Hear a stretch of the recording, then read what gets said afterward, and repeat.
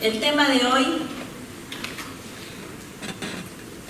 será expuesto por el doctor Joel Fernández Monroy, abogado por la UNSA, estudios de maestría en Derecho Constitucional por la Universidad Católica de Santa María, estudios de especialización en Derecho de Familia, pasantía en el Juzgado de Garantía, Tribunal de Juicio Oral en lo Penal, Juzgado de Familia y Juzgado de Letras del Trabajo de Arica. También con pasantía en el Centro de Estudios Judiciales de Uruguay y con asistencia a audiencias en juzgados paz letrados, con competencia en materia civil, penal, familia, trabajo y contencioso administrativo. Actualmente se desempeña como secretario judicial del Juzgado de Paz Letrado de Familia de la Corte Superior de Justicia de Arequipa. El tema que tocará hoy es exoneración de alimentos. Lo recibimos con fuertes aplausos.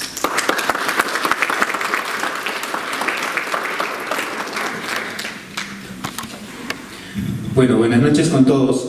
El día de hoy vamos a tocar un tema bastante interesante referido a la exoneración de alimentos.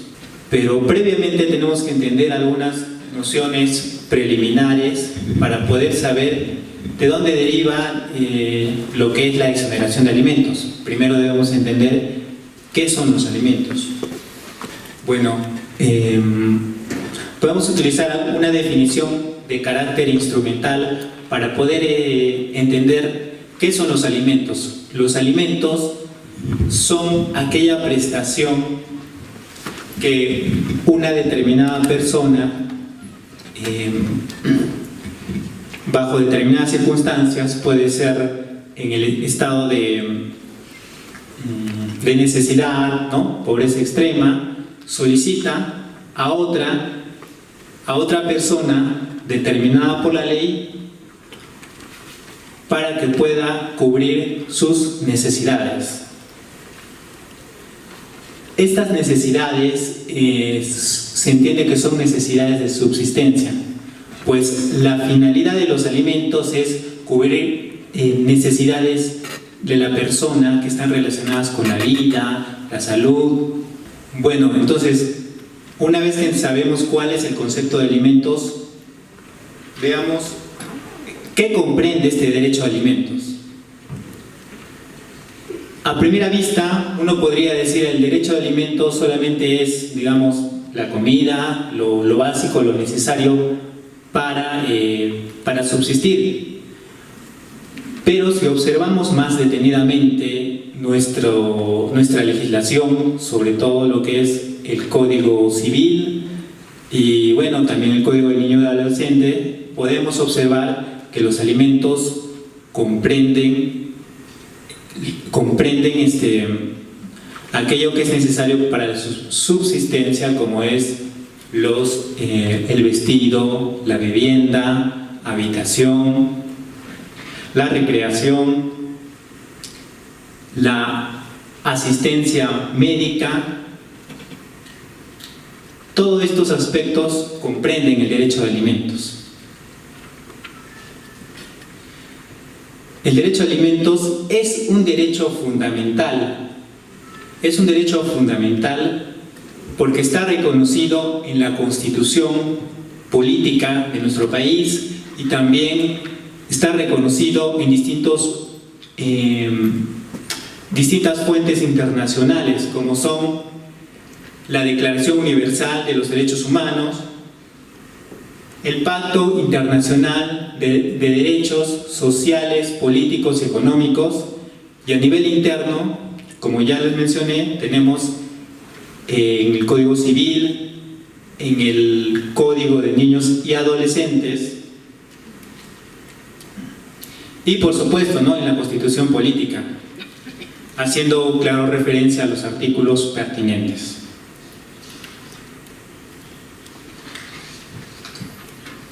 Bueno, ahora veamos, el derecho de alimentos, como todo derecho, tiene ciertas características. ¿Cuáles son estas características? Es un derecho personalísimo. ¿Qué significa que sea un derecho personalísimo. Bueno, es un derecho de instituto personal. El derecho a alimentos está ligado a la persona. Nosotros no podríamos transferir ese derecho a un tercero. Por eso es esa cualidad de derecho a instituto personal, como a diferencia de los derechos de obligaciones, que pueden ser objeto de cesión de derechos, o los derechos reales que se pueden transferir. Luego, también es intransmisible. Esta es una consecuencia de lo anterior. No se puede transferir el derecho a terceras personas. El derecho de alimentos nace con la persona y muere con ella. Es irrenunciable. El derecho de alimentos no puede ser objeto de renuncia. ¿Cómo lo entendemos esto? El derecho de alimentos está relacionado con la subsistencia, con la vida de la persona. Por ejemplo, les pongo el caso. Digamos que una persona, un joven mayor de edad, le dice a su papá: ¿sabes qué, papá? Bueno, ya no necesito que me pases alimentos, me puedes dar cierta cantidad de dinero, voy a hacer mi vida y bueno, ya te olvidas de mí, ¿no? Vamos a poner el ejemplo que esta persona tenga 17 años, se va y se lo gasta el dinero en 2 meses. Esta persona, siendo menor de edad y habiendo acabado todo el dinero que tenía, no tiene para su subsistencia. A pesar de que él hubiera renunciado incluso por un documento escrito, hubiera realizado un contrato con su papá en este sentido, este contrato no sería válido, porque la naturaleza del derecho es irrenunciable. Ahora, hay que diferenciar lo que es el derecho de alimentos de la pensión de alimentos. La pensión de alimentos uno la puede reclamar o no reclamar. El derecho está ahí. Luego, tenemos que es incompensable. ¿Qué significa que es incompensable? Que no puede ser sujeto a compensación. ¿Cómo lo podemos entender esto? Pongamos el caso de una obligación civil. Las obligaciones civiles pueden ser objeto de compensación. Si yo le debo a una persona una determinada cantidad de dinero, digamos que le debo a un amigo mío, digamos $2,000, ¿no? Y él a cambio de ese préstamo me dice: te doy mi laptop, o te doy mi laptop. Entonces, sí sería posible compensar. Pero en el caso de los alimentos, este derecho no es compensable, porque estamos hablando de un derecho que está relacionado con la vida de la persona. Nuevamente, quiero hacerles mención que una cosa sería el derecho de alimentos y otra cosa sería su contenido, que es la pensión, que sí podría ser objeto de compensación en un proceso judicial. Luego, tenemos que es inembargable. ¿Qué quiere decir la característica de ser inembargable? Inembargable significa que no puede ser objeto de afectación por un acreedor, ¿no? No pueden imponer un embargo sobre nuestro derecho alimentario. La razón es que no es objeto del comercio, está relacionado con la misma persona. Luego, es imprescriptible. ¿Qué significa que sea imprescriptible? Que no prescribe en el tiempo. Digamos, yo ahorita puedo tener una necesidad de alimentos, pero no la exijo. Pasan 2, 3 años y de repente la exijo, ¿no? La obligación persiste. El derecho a cobrar a reclamar los alimentos persiste en cualquier momento. Cosa muy diferente es que yo como acreedor alimentario de repente no lo haya querido cobrar porque me las he podido ingeniar, he podido subsistir de alguna manera. Nuevamente aquí quiero tocar el tema de lo que es la pensión de alimentos, que es muy diferente. Cuando nosotros estamos en un proceso judicial, las liquidaciones que son aprobadas en el juzgado de paz letrado, luego de que se ha emitido una sentencia, sí pueden ser objeto de prescripción, pero el derecho en sí siempre va a estar presente, el derecho a reclamar alimentos. Luego tenemos que es circunstancial y variable. ¿Qué significa que sea circunstancial y variable? Bueno, como los alimentos obedecen a una necesidad humana, entonces esta necesidad humana puede cambiar en el tiempo. De repente, cuando era menor, necesitaba necesidades básicas y los gastos de colegio, la pensión, ¿no? Pero cuando comencé a estudiar en la universidad, no solo necesitaba eso, sino necesitaba gastos para comprar libros, para asistir a eventos, para muchas otras cosas que eran necesarias para mi educación, ¿no? Y si estaba en una universidad particular, mucho más. Entonces aumentaron. Pero de pronto, después ya me gradué, ya me titulé de abogado, ya estoy trabajando, entonces ya no necesito los alimentos, entonces desaparece. O sea, los alimentos varían en el tiempo y en el espacio, de acuerdo a las necesidades del alimentista y las posibilidades económicas del alimentante. Se maximiza en cierto momento y se minimiza. Veamos ahora su naturaleza jurídica.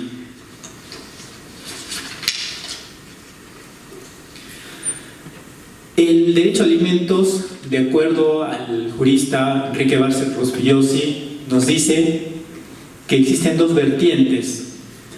Una nos dice que el derecho a alimentos es una relación jurídica de carácter complejo. ¿Por qué es complejo? Porque esta relación jurídica pongámoslo con un ejemplo que es más fácil. Digamos, mis padres tienen un deber de prestarme alimentos. Yo tengo el derecho a percibirlos, ¿no? Cuando era menor de edad. Pero cuando pase el tiempo, digamos, de acá a unos 10 años, mis papás ya van a ser mayores, ya no van a poder trabajar, entonces ahí varía la situación.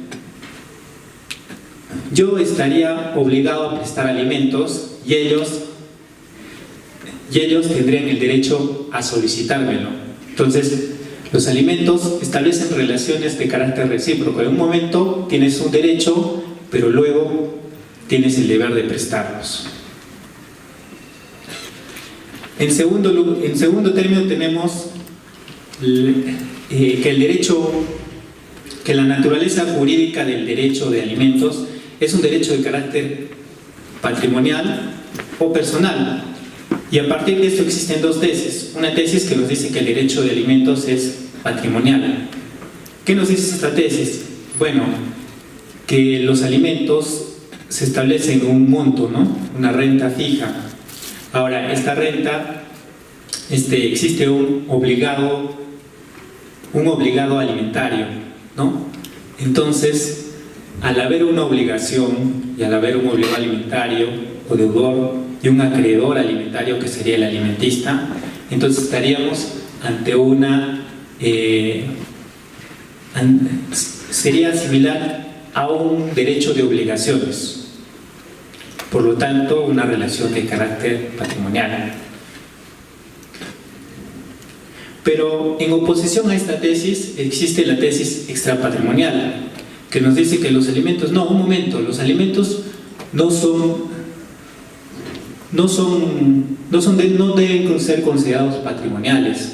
¿Por qué? Porque los alimentos sirven para la subsistencia de la persona, están relacionados con la vida propia de la persona. Entonces, no podemos decir que sean patrimoniales.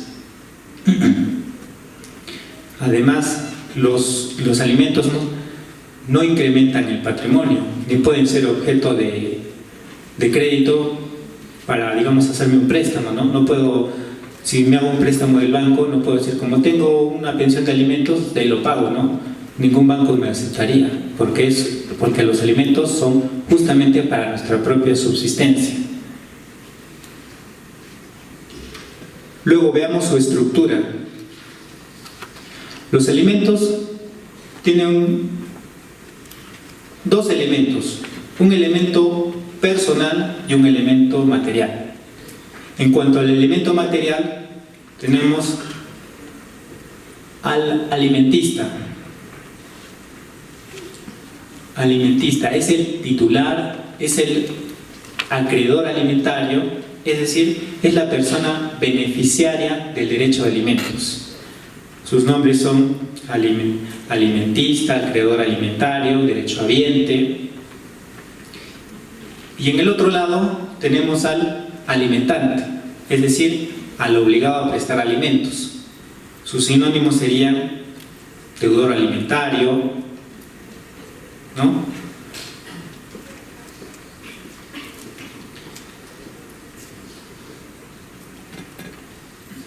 Ahora, en cuanto al elemento material, el elemento material es la renta, la pensión fijada mediante una sentencia judicial.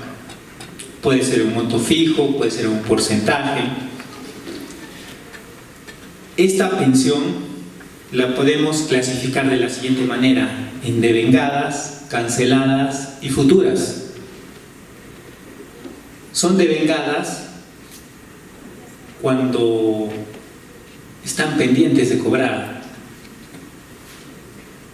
Son canceladas cuando el deudor alimentario ha cumplido con ellas. Y son futuras aquellas que en el futuro están por cobrar. Bueno, ahora que ya hemos visto las características, la estructura del derecho a alimentos, veamos cómo se ejecuta este derecho, ¿no?, en un proceso judicial. Bueno, para empezar decimos que nuestro Código Procesal Civil establece un trámite sumarísimo y se expide una sentencia en la cual se establece un monto, ya sea un monto fijo o un monto en porcentaje. Una vez que esta sentencia ha quedado firme, se procede a la etapa de ejecución. En esta etapa de ejecución, el secretario se encarga de practicar una liquidación. Las liquidaciones deben ser consideradas a partir de la fecha de que se notifica la demanda hacia adelante.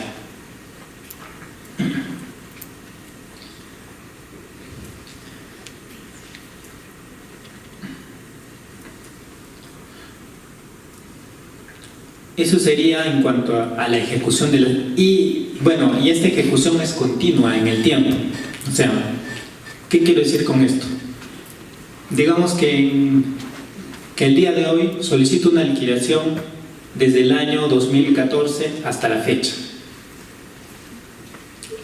El acreedor alimentario cumple con pagar esa liquidación, pero pasan 2-3 años y yo puedo solicitar una nueva liquidación.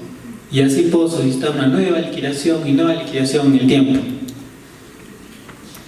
Normalmente ustedes verán que en los procesos civiles, una vez que se declara fundada la demanda, se ejecuta la sentencia una sola vez, ¿no? Pero en este caso, en el proceso de alimentos, tenemos que las sentencias se ejecutan de forma constante, ¿no?, conforme lo solicita la parte. Ahora, veamos un aspecto muy importante en lo que es el derecho a alimentos, su variabilidad en el tiempo. Como ya lo mencioné anteriormente, esta variabilidad en el tiempo del derecho a alimentos es un aspecto muy trascendental para el tema que vamos a tocar el día de hoy. Pues debido a esta naturaleza es que en un momento una persona puede tener el derecho a alimentos, percibirlo, ser beneficiario, y en otro momento este derecho puede desaparecer.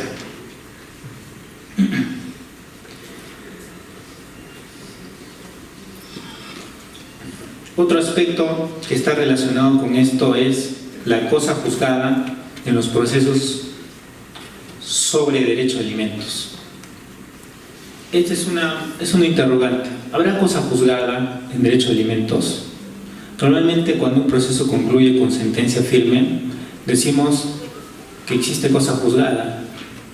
Y la cosa juzgada garantiza un principio de seguridad jurídica y vuelve inmutable e inmodificable la decisión emitida por un juez. En este caso, observando la naturaleza del derecho, podemos decir que sí habría una cosa juzgada, pero no una cosa juzgada en el sentido de una cosa juzgada material, que es inmodificable, que no puede ser objeto de ninguna alteración. Es una cosa juzgada en sentido formal. ¿Por qué en sentido formal? Porque si bien se agotan todos los recursos o se dejan transcurrir los plazos sin interponer ningún recurso de apelación o impugnación, esta decisión se mantiene hasta que en algún otro momento sea modificada por algún hecho, ¿no? Puede ser, este hecho puede generar un aumento de alimentos o una exoneración o un prorrateo, ¿no? Puede ser que el deudor alimentario tenga otro hijo. Entonces, si bien tiene una sentencia firme, diríamos nosotros, y en esta sentencia se le está descontando el 60%, que es el límite, ¿no? Pongámonos en este ejemplo. De repente tiene mellizos, entonces sus obligaciones han aumentado. Entonces hay una sentencia firme. Él no apeló, incluso fue declarado rebelde, pero ahora tiene una nueva situación, ahora tiene más obligaciones. Él podría presentar una demanda indicando que tiene sus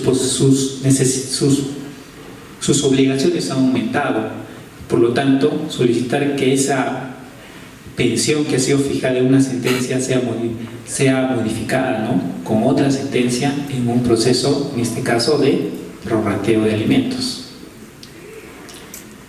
Por eso decimos que en los casos de alimentos, en materia de alimentos, esta cosa juzgada es una cosa juzgada formal, no material.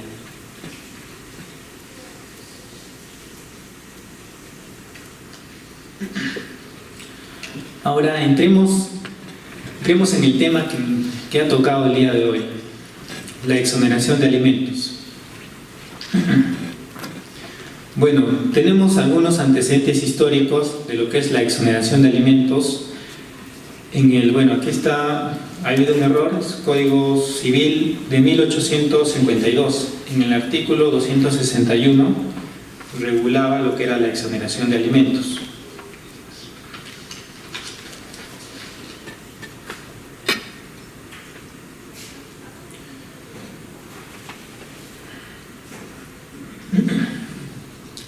Y el Código Civil de 1936 también hacía referencia a lo que era la exoneración de alimentos, pero utilizaban nombres distintos, ¿no?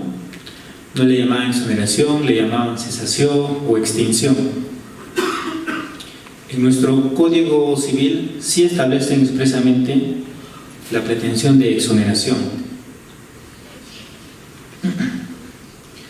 ¿Cómo era en el Código Civil de 1852? Habían dos supuestos. Uno era que si empeoraba el estado del que da los alimentos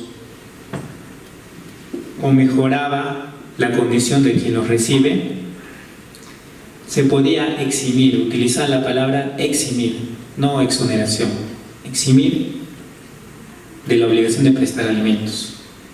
Y otro supuesto era que la persona incurriera en una causal de desheredación. En nuestro Código Civil actual, si alguien incurre en una causal de desheredación, puede recibir alimentos, pero solo los necesarios. Luego tenemos en el Código de 1936. Aquí en forma general nos dice que los alimentos, el aumento, disminución o exoneración del mismo, o cesación del mismo, se regulaba por las necesidades del alimentista y las posibilidades económicas del alimentante. Y también establecía un límite de edad, decía que a los 18 años pues, se podía cesar la pensión de alimentos, salvo que la persona mayor de edad no tuviera la capacidad suficiente para subsistir, no pudiera adquirir un trabajo.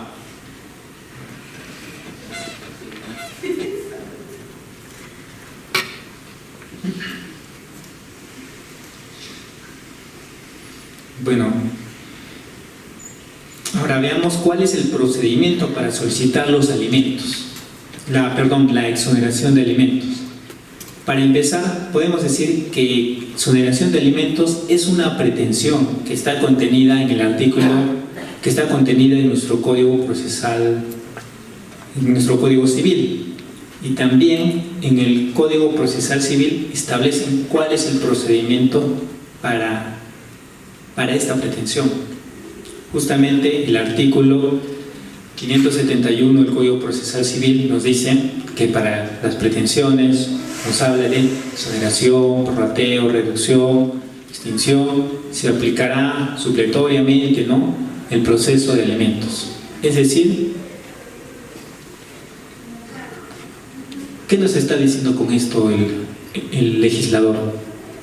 Pues nos está diciendo que tenemos que iniciar un proceso nuevo, o sea, tenemos que ir vía acción. Muchas veces se han presentado casos, y esto es algo real que le puede ocurrir a cualquier persona, que a veces solicita una exoneración de alimentos, pues puede pensar que en el mismo proceso de alimentos se pueda tramitar esta exoneración.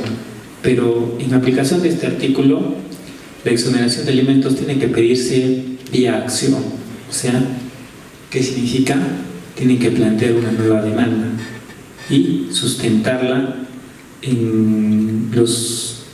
sustentar su derecho, ofrecer medios probatorios, para poder, una vez admitida su demanda, seguir el trámite, el proceso sumarísimo, y se emite una sentencia de exoneración.